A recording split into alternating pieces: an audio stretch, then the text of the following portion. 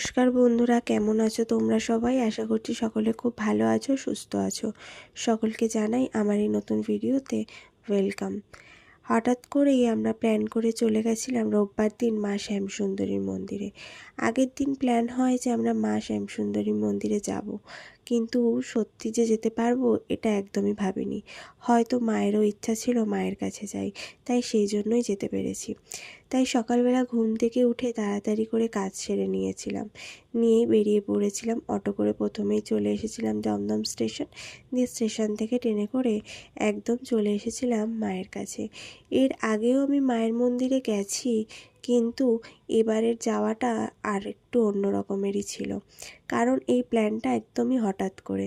তাই জন্য ভেবেছিলাম জানি না যেতে পারবো কি না, কিন্তু যখন মায়ের কাছে গিয়ে পৌঁছাই তখন একটাই কথা মনে হয়েছিল, সত্যিই মা হয়তো চেয়েছিল আজ আমি যাই, তাই জন্যই যেতে পেরেছি।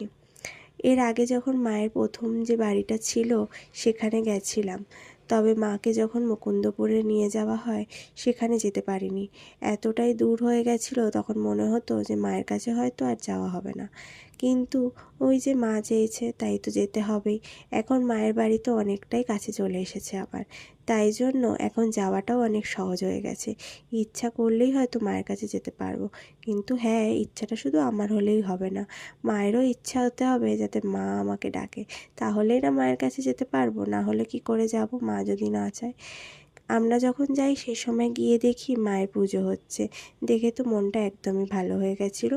তখন মাকে ভোগ নিবেদনের পর্ব চলছিল।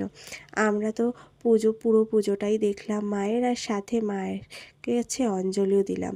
তাই জন্য মনটা আরোই বেশ ভালো হয়ে গেছিলো। আর মাকে দেখে একদম মনে হচ্ছিল যেন মা অনেক খুশি, আর মায়ের মুখের দিকে যেন মনে হচ্ছিল তাকিয়েই থাকি।